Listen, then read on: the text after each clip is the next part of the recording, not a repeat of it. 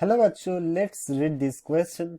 The question says, why do legume seeds when kept in water imbibe more water than any other seed? Option A, imbibition capacity of proteins is more than that of starch. Option B, presence of less hydrophilic colloids in starch containing grains. Option C, cell membrane of legume seeds is more permeable. Option D, cell membrane of carbohydrate containing seeds is less permeable. तो यहाँ पर question दिए हैं, चार options दिए हैं.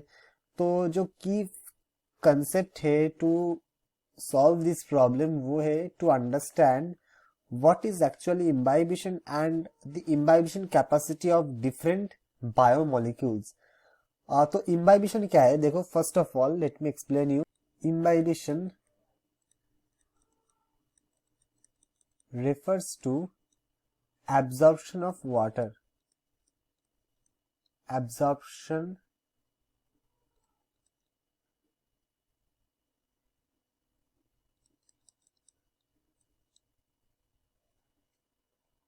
of water. तो H2O molecules आप बोल सकते हो कि ये सारी एब्जॉर्प्शन वाटर मॉलिक्यूल्स एब्जॉर्ब होने का जो फेनोमेनन है उसको हम लोग कहते हैं इम्बाइबिशन. तो और जो चीज मतलब ड्राई सीड्स एक्सेट्रा वुड आप कह सकते हो वुड, तो ये सारी जो वाटर एब्जॉर्ब करते हैं इसको हम लोग कहते हैं इम्बाइबेंस. इम्बाइबेंस इसको हम लोग कहते हैं क्या? इम्बाइबेंस. तो this imbibition phenomenon they differ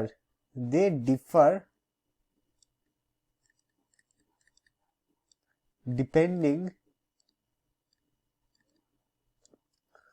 on the type of biomolecule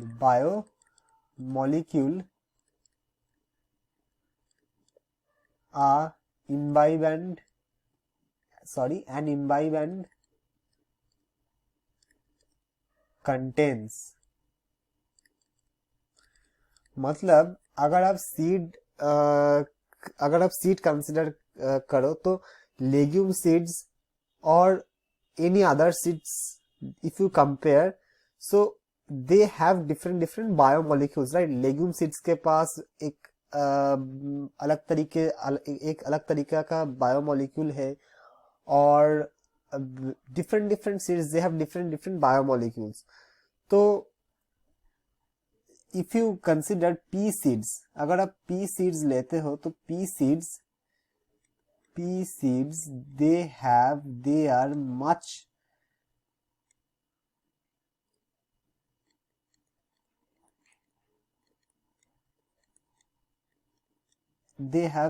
of this biomolecule called protein.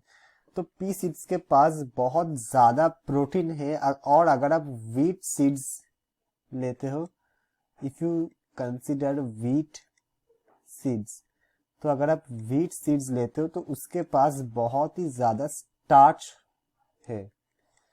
तो पी सीड्स के पास जो प्रोटीन है वो एक वन टाइप ऑफ बायोमोलिक्यूल और व्हीट सीड्स के पास जो स्टार्च है वो एक अलग टाइप ऑफ बायोमोलिक्यूल है. तो the imbibition capacities of protein is much more than that of starch.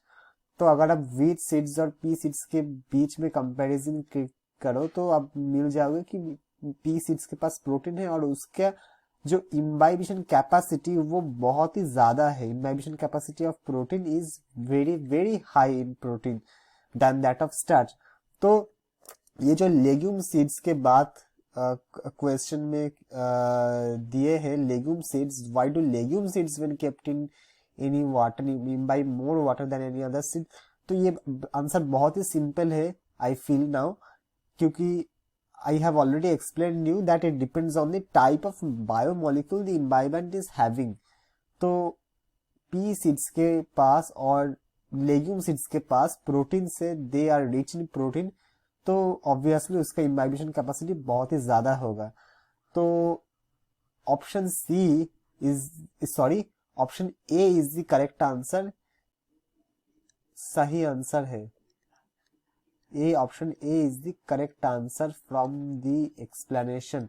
और जो भी ऑप्शन से presence of less hydrophilic collagen, starch containing grains etcetera etcetera, ये सारी गलत है, क्योंकि इम्बाइबिशन का एक बेसिस है कि they depend on the type of biomolecule. Hope you understood it well. Best of luck.